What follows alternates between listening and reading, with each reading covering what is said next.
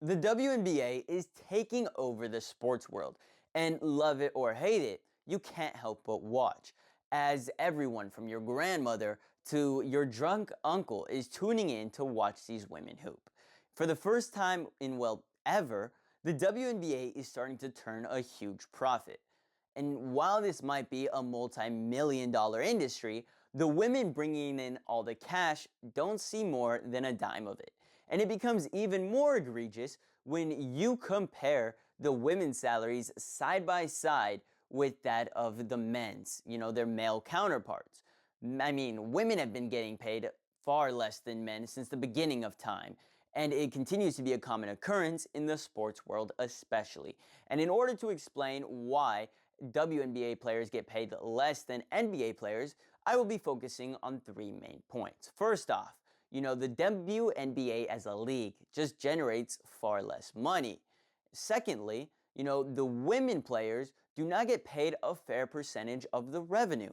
And thirdly, there are just sustained inequities for women in sports. Now, I want to kick this off by talking about why the WNBA generates less money than the men's league. And that's because, there's just fewer viewership. I know viewership is on the rise in the WNBA. However, the problem is that, on a good day, women will see about half to only 1/3 of the NBA's viewership. According to Christian Jope of WSN, an NBA game can average about 1.6 million viewers. As for the W, well, you'll see about 500,000 viewers. And then at the highest of stages, the finals, the women's league will average about 700,000 viewers, and the men's will jump all the way up to 11 million plus people watching their games.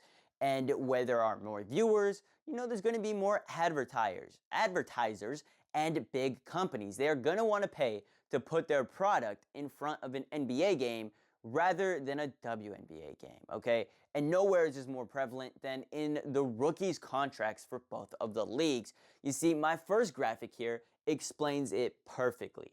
And on one side, we have a women's basketball player. On the other side, you have a men's basketball player. You see, the women's TV contract sits at around $60 million, meaning that a rookie contract for a superstar like a Caitlin Clark on the women's side, well, she'll see about $76,000 her first year, and over the first 4 years, about $300,000. As for the man, well, their TV contract right now, $2.7 billion, which is why he will be making $12 million. That is lifetime earnings in his first year, and over 4 years, he'll see about $55 million. So because there are less viewers, advertisers are going to want to pay for, the NBA rather than the W. Now that we've talked about why the WNBA generates less money than the men's, let's move on to talking about how WNBA players are not getting paid a fair percentage of the total revenue. First off, it may be because, I don't know, the WNBA's collective bargaining agreement with their players, a terrible deal made several years ago. I mean, women are simply just being paid less than men to play basketball, and it is very simple. According to Helen Manolis, a staff writer for What in Common Sense, the WNBA pays their women about 50% of the incremental revenue, whereas the men's league pays their players about 50% of the league's total revenue.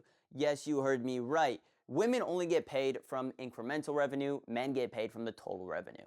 And this graphic here, kind of proves my point. You see this big blue rectangle, that is the average salary of the men's. $10 million is the average salary in the NBA.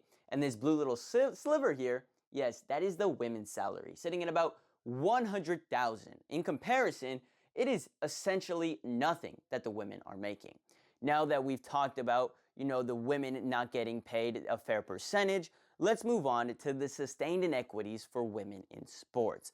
And with that, women weren't allowed to play professional sports until the 70s. And that's because that is when Title IX was passed. Now, what does Title IX say? Well, basically, it prohibits discrimination on the basis of sex in education programs and activities, meaning that women could not play sports at the collegiate level or even at the highest of professional levels until Title IX was passed. So shout out Title IX. But according to Dr. Lindsay Darwin, the thing with this is that the whole reason that women even get to play at the collegiate level is because they had to have it federally enforced, something that the men have never had to deal with, which is why you see sustained inequities for women in sports. They've just had to work a lot harder to get where they're at today. Now, overall, women get paid less than men in the sports world because women's leagues generate less money, because women do not get paid a fair percentage of the money that is being made, and because women have sustained inequities in sports. So, I'd say that the next time you watch superstars like a Caitlin Clark or an Aja Wilson dominate the NBA, just remember how much they're getting paid. These are world class athletes who are putting in the same amount of work and effort, maybe even more, than their male counterparts. After all, I mean, men and women aren't so different. So why should their pay be?